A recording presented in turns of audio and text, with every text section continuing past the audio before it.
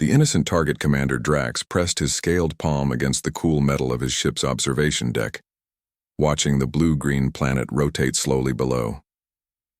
Earth looked peaceful from orbit, almost beautiful in its simplicity. The third planet from this system's yellow star seemed so ordinary, so unremarkable. It was hard to believe this small world would soon become another jewel in the Catherian Empire's vast crown. The Catherians had ruled the galaxy for over 2,000 years. Their purple-skinned reptilian forms had walked on the surfaces of 600 conquered worlds. They had mastered faster-than-light travel while humans were still discovering fire. Their empire stretched across 47 star systems, and their military had never known defeat. Adding Earth to their collection should have been routine. Commander, his aide, Lieutenant Vex, approached with a datapad clutched in his clawed hands. The reconnaissance teams have completed their analysis of the human population centers. Drax turned from the viewport, his yellow eyes focusing on the younger officer. What did they discover? The humans are remarkably primitive, sir. Their technology is centuries behind ours. No planetary shields, no orbital defense platforms, and their fastest ships barely reach half the speed of light. However, there is something unusual about their social structure. Unusual how? Lieutenant Vex activated his datapad, showing images of human settlements. They have buildings called orphanages, sir, facilities where they house young whose parents have died, rather than eliminating them or putting them to work. They actually spend resources caring for offspring that contribute nothing to their society. Drax's reptilian features twisted in confusion. In Catherian society, orphaned young were either adopted by relatives or recycled for protein. The idea of maintaining non-productive members of society seemed wasteful and illogical. Show me these orphanages. The datapad displayed several images of large buildings surrounded by playgrounds. Human children of various ages could be seen running, playing, and engaging in activities that served no apparent purpose. Adult humans supervised them, but not for labor. They seemed to be caring for them.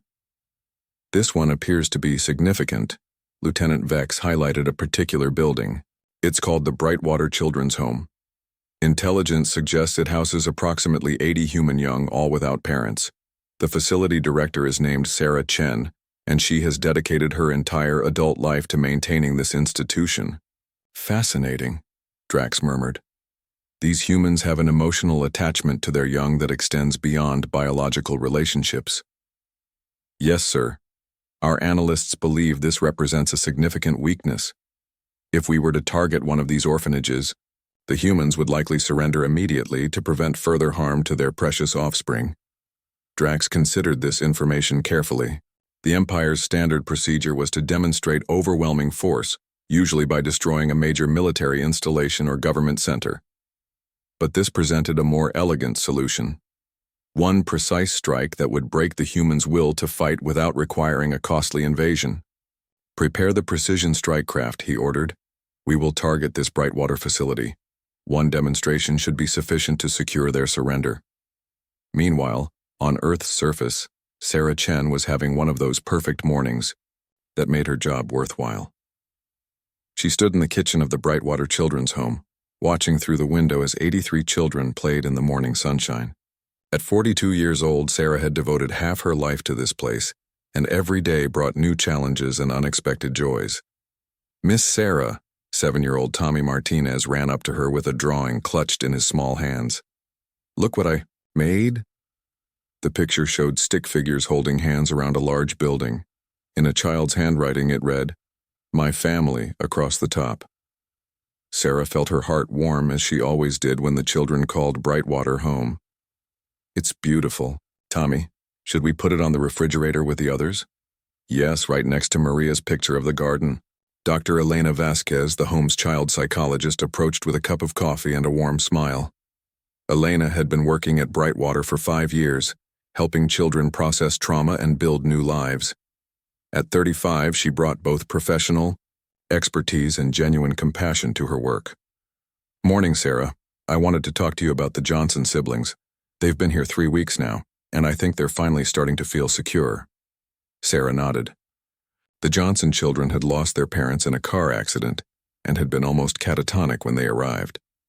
Seeing them slowly open up and begin to trust again reminded her why this work mattered so much. That's wonderful. I saw little Amy laughing with the other girls yesterday. First time I've heard her laugh since she got here. Children are remarkably resilient, Elena said, watching as Amy Johnson pushed her younger brother on a swing. Given love and stability, they can recover from almost anything. Neither woman noticed the small craft that had detached from the larger ship in orbit. It was invisible to Earth's primitive radar systems, designed for precision strikes against military targets. The Catherian pilot had received his orders and was approaching the coordinates of the Brightwater Children's Home. Admiral Marcus Stone was having a frustrating morning at the Global Defense Initiative headquarters. At 58, he had spent his entire adult life preparing for humanity's first contact with alien life. He had imagined diplomatic meetings, cultural exchanges, and scientific collaborations. He had not imagined receiving an ultimatum. "Play it again," he ordered his communications officer. The message was brief and brutal. A reptilian face had appeared on every screen and communication device on Earth simultaneously. The creature had identified itself as Commander Drax of the Catherian Empire and declared that Earth now belonged to them. Humanity had 1 hour to surrender unconditionally or face the consequences. "Sir, what should we tell the media?" asked Colonel Janet Rivers, his chief of staff. "Nothing yet. I want to know what we're dealing with first. Get me everything our satellites can tell us about those ships in orbit." The analysis was sobering. 12 massive vessels, each one larger than anything humanity had ever built. Their technology was clearly superior to Earth's, and their weapons could likely devastate entire cities. Admiral Stone felt the weight of humanity's future pressing down on his shoulders. "Admiral," his aide interrupted, "we're getting reports of something approaching the Brightwater Children's Home." Stone felt his blood freeze. The orphanage? Why would they target an orphanage? Before anyone could answer, the communications array lit up with emergency signals. Every screen in the command center switched to a newsfeed showing the Brightwater Children's Home. Sarah Chen stood outside the building, helping children evacuate as quickly as possible. Dr. Vasquez was carrying 2 toddlers while other staff members led older children to safety. The Catherian strike craft was visible now, hovering directly above the building. Its weapons were charging, building up energy for a devastating attack. "Get me a line to that building," Stone ordered desperately. Sarah's phone rang just as she was helping the last group of children toward the emergency shelter. She answered, without looking at the caller ID. "This is Admiral Stone with Global Defense. You need to get those children out of there now." "We're trying," Sarah shouted over the sound of the alien craft's engines. "But some of the younger ones are scared. They don't understand what's happening." Stone watched helplessly as the energy weapon reached full charge. The alien craft had positioned itself for maximum psychological impact, ensuring that news cameras around the world would capture what happened next. "Sarah, listen to me. Get as far from that building as you can. Take the children and run." "I'm not leaving anyone behind," Sarah replied firmly. "These children have lost everything before. I won't let them lose their home too." Dr. Vasquez appeared on camera, still carrying 2 small children. Her professional composure had cracked, and tears streamed down her face as she realized what was about to happen. The children were looking to the adults for reassurance, not understanding that their caregivers were just as powerless. "Please," Sarah spoke into the phone, her voice breaking. "If you can hear me, if anyone can hear me, these are children. They haven't hurt anyone. They just want to be safe." The Catherian pilot received his final confirmation. The strike was authorized. He pressed the firing control, sending a beam of concentrated energy down toward the building. The explosion was visible from orbit. The Brightwater Children's Home, which had been a sanctuary for the most vulnerable members of human society, vanished in a ball of fire and smoke. The children who had been learning to trust again, the staff who had dedicated their lives to caring for them, and the building that had been their home were gone in an instant. Admiral Stone watched the mushroom cloud rise from the coordinates where the orphanage had stood. His hands trembled as he set down his phone. Around him, the command center had fallen silent except for the quiet sounds of grown soldiers trying not to cry. "Sir?" Colonel Rivers whispered. "What are your orders?" Stone looked at the screen showing the destruction, then at the satellite feeds revealing the alien ships in orbit. His mind was processing what had just happened, and something cold and hard was forming in his chest. "Get me the president. Get me every world leader. Get me everyone." Within minutes, Stone was addressing a joint session of the United Nations, the Global Defense Council, and every major military leader on Earth. His voice was steady, but his eyes showed something that had never been there before. "Ladies and gentlemen, 30 minutes ago, the Catherian Empire demonstrated their power by destroying an orphanage. They targeted children. They targeted the most innocent, most vulnerable human beings on our planet because they thought it would make us surrender." He paused, looking directly into the cameras that were broadcasting to the entire world. "They have made the greatest mistake in the history of this galaxy. The Catherian Empire thinks they know humanity. They think we are weak because we care for our children. They think we will surrender because we value life. They are wrong." Stone's voice grew stronger, carrying the weight of humanity's collective rage. "As of this moment, Earth is under martial law. Every resource, every weapon, every human being on this planet is now dedicated to one purpose. We are going to show these aliens what happens when you target our children. We are going to introduce them to something they have never faced before. Total war." The alien ships in orbit registered the massive spike in electromagnetic activity across Earth's surface. Military bases that had been dormant suddenly came online. Hidden weapons systems emerged from camouflaged positions. Space elevators began, launching platforms that the Catherian sensors couldn't identify. Commander Drax received the reports with growing confusion. "Lieutenant, why haven't they surrendered?" The psychological profile was clear. They should have capitulated immediately, after we demonstrated our power. "Sir, they're mobilizing their entire military. Every human settlement is preparing for combat. Their communications are strange, sir. They keep mentioning something called total war." Drax felt the first stirring of unease. In 2000, years of conquest, no species had ever responded to a demonstration of force by preparing for greater conflict.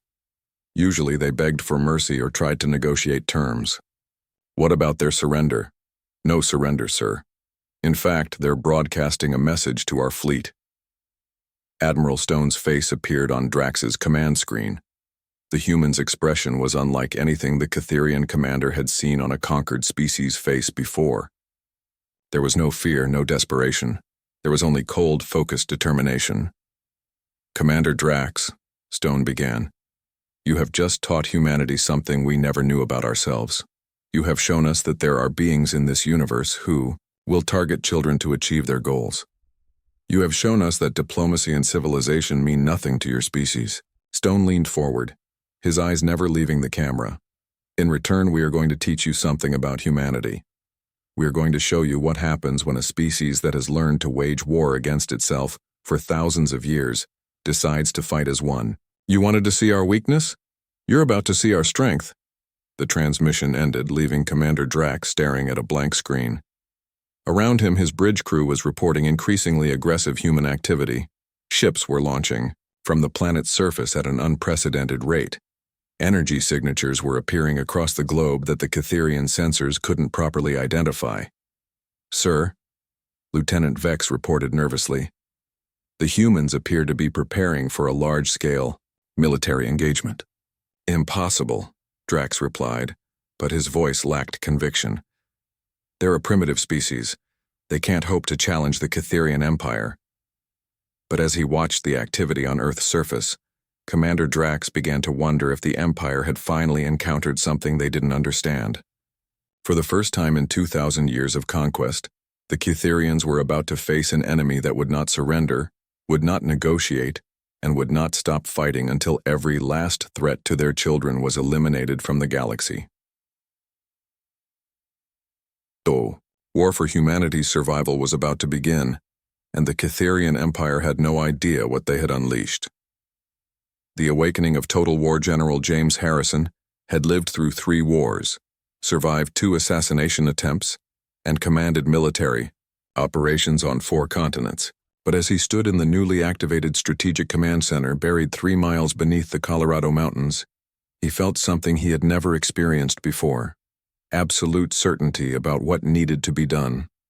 The facility around him hummed with activity as humanity's most classified military projects came online for the first time. Scientists, engineers, and soldiers who had spent decades preparing for a theoretical alien invasion were now facing the reality they had always hoped would never come.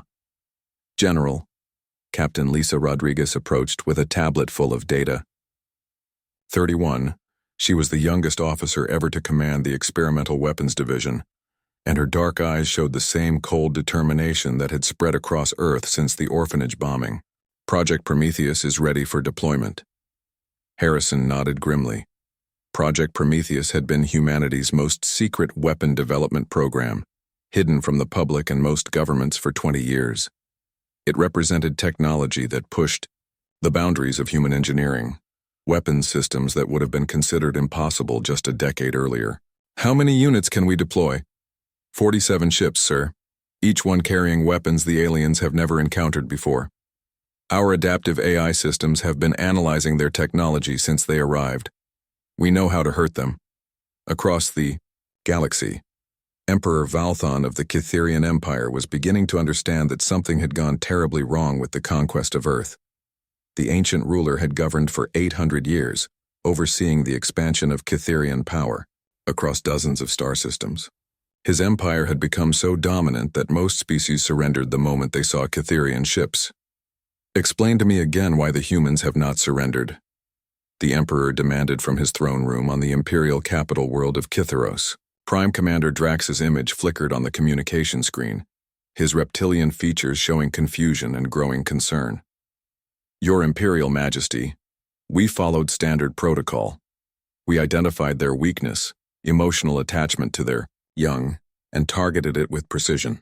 The orphanage was completely destroyed, but instead of surrendering, they have declared something they call total war. Total war? The Emperor's 4 eyes narrowed. Define this term. Near as we can determine, Your Majesty, it means they are converting their entire society into a military force. Every factory is now producing weapons. Every civilian is being trained for combat. Every resource on their planet is being dedicated to our destruction. Emperor Valthon felt something he had not experienced in centuries: uncertainty. The Kytherian Empire had conquered through overwhelming technological superiority and psychological warfare. They had never faced a species that responded to intimidation with complete militarization. How advanced is their technology?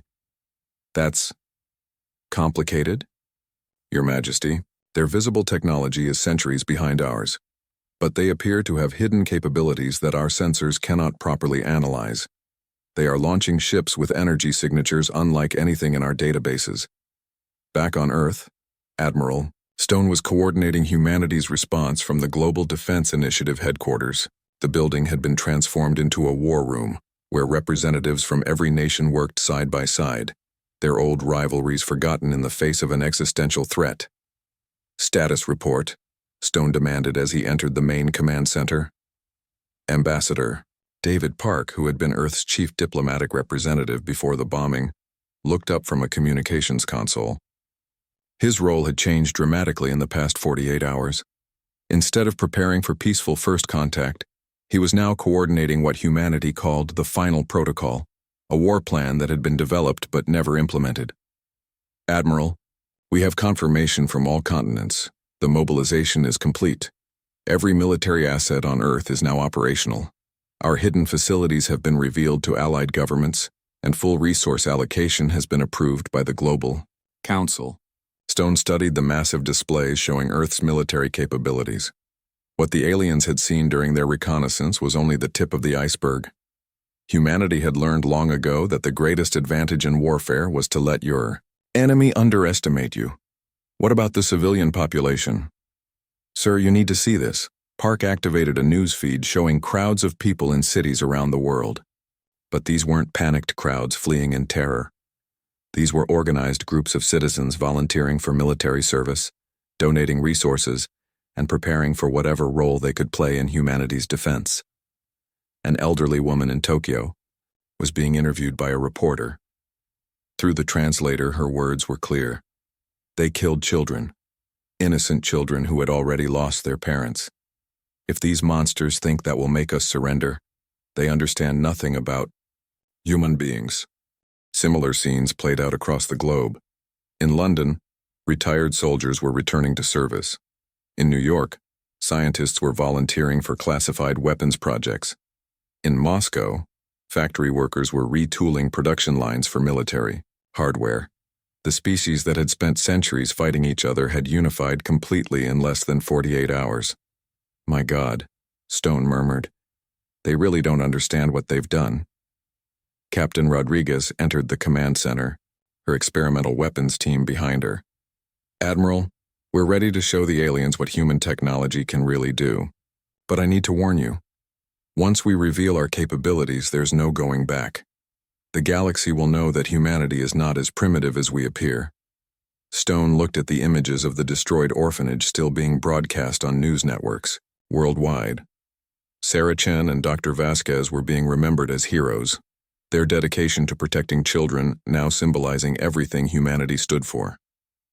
Captain, deploy everything we have. It's time to introduce the Catherian Empire to human warfare.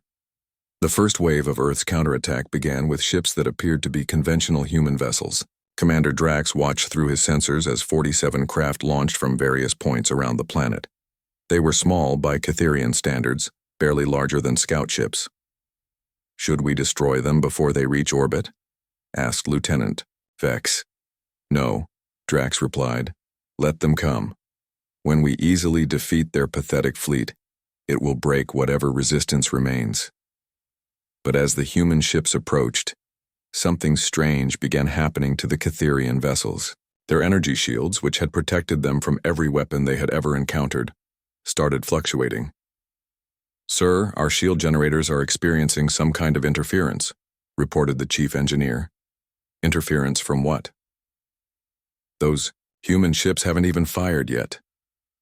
The answer came in the form of weapons fire unlike anything the Catherians had ever seen. The human ships opened fire with beams of energy that seemed to adapt and change even as they traveled through space. The weapons analyzed the Catherian shields in real time, adjusting their frequency and intensity to penetrate defenses that had been considered impenetrable. Impossible! Drax shouted as his flagship shuddered under impacts that should not have been able to reach them. Our shields are designed to stop any form of energy weapon. Captain Rodriguez smiled grimly as she watched the alien vessels struggle against humanity's adaptive weapons. Not any form, Commander. Just every form you've encountered before. The human ships moved with precision that seemed almost supernatural. They anticipated the aliens' tactics, countered their strategies before they could be implemented, and coordinated their attacks with a level of efficiency that spoke of decades of preparation. Sir, we're losing ships, Lieutenant Vex reported, in panic. 3 vessels have been destroyed and 5 more are severely damaged. How are they doing this? Commander Drax stared at the tactical display in disbelief. His 12 mighty warships, each one capable of destroying a planet, were being systematically dismantled by a fraction of their number of human craft. Retreat to the outer system. We need to regroup and analyze their capabilities. But as the Catherian ships attempted to withdraw, they discovered that the humans had anticipated this as well. More ships appeared, emerging from stealth systems that made them completely invisible until they chose to reveal themselves. The aliens found themselves surrounded by an enemy that had prepared for this moment far longer than anyone had imagined. Emperor Falthon watched the battle reports with growing alarm. His military advisors stood silent around the throne room, unable to explain what they were witnessing. Commander Drax reports that the human weapons are adapting to our defenses in real time. One advisor finally spoke. They appear to have artificial intelligence systems that can learn and evolve during combat. That should be impossible, the Emperor replied. Such technology would require centuries of development. These humans are supposed to be barely capable of spaceflight. Your Majesty, I believe we have been deceived. The humans have been hiding their true capabilities, perhaps for exactly this scenario. They wanted us to think they were weak. The truth was beginning to dawn on the Emperor. The Catherian Empire had built its power on the assumption that they were the most advanced species in the galaxy. But what if they were wrong? What if there were other civilizations that had simply chosen to remain hidden? Back on Earth, the first phase of humanity's counterattack was nearly complete. The alien fleet that had seemed so threatening just hours before was now either destroyed or in full retreat. But Admiral Stone knew this was only the beginning. Captain Rodriguez, prepare the second wave. I want deep space reconnaissance ships deployed to every Catherian system. It's time to take this war to them. Sir, are you sure? Once we leave Earth's solar system, we'll be committing to a galactic conflict. Stone looked at the memorial wall that had been erected in the command center, showing images of every child who had died in the Brightwater Children's Home. Sarah Chen's photo was there too, along with Dr. Vasquez and the other staff members, who had died trying to protect the most vulnerable members of human society. Captain, they chose the terms of this conflict when they targeted children. Now they're going to learn what those terms mean. The second wave of human ships was unlike anything the galaxy had ever seen. These vessels were built for interstellar warfare, carrying weapons that could destroy entire planets and shield systems that could withstand the collapse of stars. Humanity had been preparing for this moment since they first looked up at the stars and wondered what might be looking back. Ambassador Park coordinated the diplomatic aspects of humanity's war plan. Messages were sent to every known alien civilization in the galaxy, explaining what the Catherian Empire had done and warning them that humanity was coming. This is not a war of conquest, Park's message declared. This is a war of justice. The Catherian Empire has shown that they will target innocents to achieve their goals. Humanity will show them that such actions have consequences that span galaxies. The response from other alien civilizations was immediate and surprising.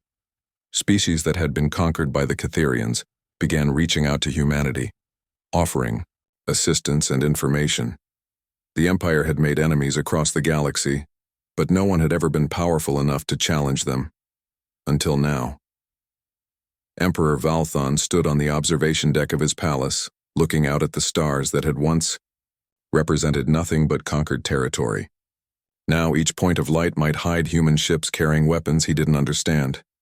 His advisors had recommended immediate peace negotiations, but the Emperor knew it was too late for that. The humans had been very clear about their intentions.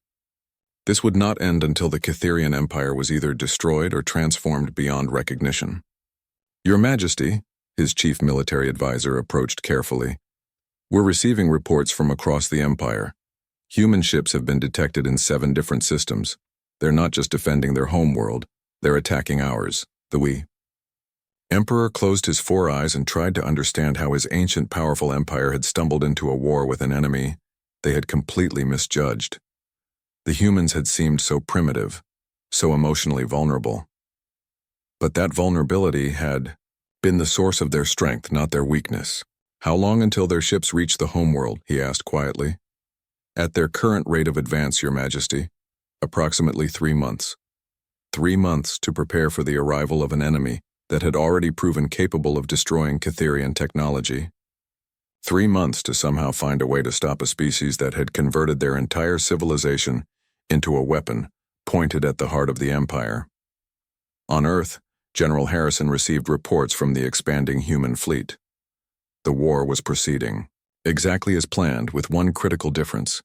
It was going better than anyone had dared hope. Sir, the Catherians are retreating from 3 more systems. Our adaptive weapons are proving even more effective than projected. Their technology can't evolve fast enough to counter our countermeasures. Harrison nodded, but his expression remained grim.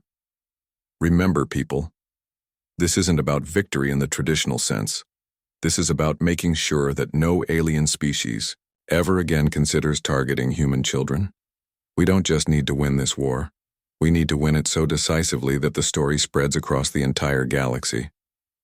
The transformation of humanity from a planet-bound species to a galactic power had taken less than a week. The Catherian Empire, which had ruled for 2,000 years, was discovering that their reign was ending not with a negotiated peace or a gradual decline, but with the systematic destruction of everything they had built. And it had all started with a single terrible mistake: the decision to target the most innocent and vulnerable members of the human species. The aliens had thought they were striking at humanity's weakness, but instead, they had awakened something that would reshape the galaxy forever. The war for humanity's children had become a war for the future of all children, everywhere among the stars.